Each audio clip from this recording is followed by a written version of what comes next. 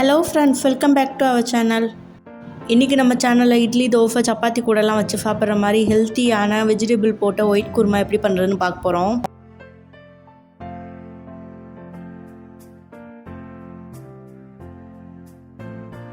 இது எப்படி பண்ணுறதுன்னு இப்போ பார்க்கலாமா? அதுக்கு ஒரு பேனை ஹீட் பண்ணிக்கலாம். அதில் தேங்காய் எண்ணெய் 3 ஸ்பூன் சேர்த்துக்கலாம். கண்டிப்பாக தேங்காய் எண்ணெய் தான் சேர்க்கணும், அப்போ தான் டேஸ்ட் நல்லாயிருக்கும்.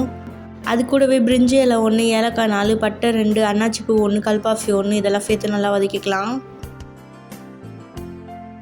ஒரு பெரிய வெங்காயத்தை பொடியாக கட் பண்ணி வச்சுருக்கேன், அதையும் சேர்த்து நல்லா வதக்கிக்கலாம். இப்போ பாருங்கள், வெங்காயம் நல்லா வதங்கிடுச்சு. காயெல்லாம் சேர்த்துக்கலாம். எல்லா காயும் நான் கட் பண்ணி வச்சுருக்கேன் சின்ன சின்னதாக, அதை சேர்த்துக்கலாம். பீன்ஸ், கேரட், பொட்டேட்டோ எல்லாத்தையும் சேர்த்துக்கலாம். சேர்த்து நல்லா வதக்கிக்கலாம். உங்களுக்கு என்னென்ன காய் வேணுமோ அதையும் நீங்கள் சேர்த்துக்கலாம். நான் இன்றைக்கி பீன்ஸ், கேரட், பொட்டேட்டோ மட்டும் சேர்த்துருக்கேன். காய் நல்லா வதங்கட்டும். இப்போ ஒரு மிக்சர் ஜாரில் பாதி முடி தேங்காய் இருக்கும்ல, அதுலேயே பாதியாக துருவி நான் எடுத்திருக்கேன். அதை இப்போ சேர்த்துக்கலாம். தேங்காய் துருவலை சேர்த்துக்கலாம். அது கூடவே 4 பச்சை மிளகா, 5 பல் பூண்டு, சின்ன விரல் துண்டு இஞ்சி இதெல்லாம் சேர்த்துக்கலாம். ஒரு டீஸ்பூன் கசகசா, 10 முந்திரி பருப்பு, 1 ஸ்பூன் சோம்பு, 2 ஸ்பூன் பொட்டுக்கடலை, கொஞ்சோண்டு தண்ணி சேர்த்து நல்லா நைஃபாக அரைச்சி எடுத்துகிட்டு வந்துக்கலாம். 5 மினிட்ஸ் ஆயிடுச்சு. இங்கிட்டு காய் நல்லா வதக்கி விடலாம். இப்போ அரைச்சி எடுத்துகிட்டு வந்து தேங்காய் பேஸ்ட்டு இது கூட சேர்த்துக்கலாம். சேர்த்து கொஞ்சமாக தண்ணி சேர்த்து நல்லா கலரி விட்டுக்கலாம்.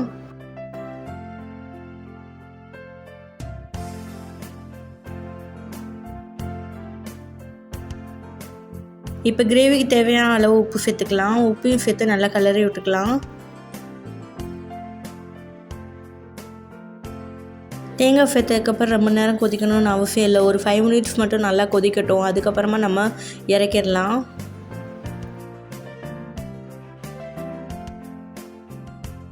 இடையில நல்லா கிளறி விட்டுக்கலாம்.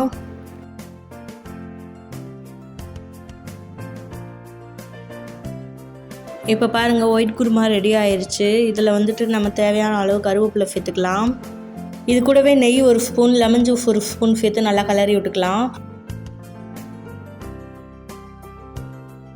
1 நிமிஷம் ஹை ஃப்ளேமில் வச்சு நல்லா கொதிக்க விட்டுட்டு அதுக்கப்புறமா ஆஃப் பண்ணிடலாம். இப்போ பாருங்கள், ரெடி ஆயிடுச்சு. இதை இறக்கி பரிமாறிடலாம். சூப்பரான ஒயிட் குருமா ரெடி ஆயிடுச்சு. இட்லி, தோசை, சப்பாத்தி கூடலாம் வச்சு சாப்பிட ரொம்பவே நல்லாயிருக்கும். அதோடு இதில் ரொம்ப காரமும் நம்ம சேர்க்கலை. குழந்தைங்களுக்கும் கொடுக்கலாம், ரொம்பவே விருப்பப்பட்டு சாப்பிடுவாங்க. அதோட காய் நிறையா சேர்த்துருக்கனால ரொம்ப சத்தாக இருக்கும். நீங்களும் இதே போலவே ட்ரை பண்ணி பாருங்கள். தேங்க்ஸ் ஃபார் வாட்சிங்.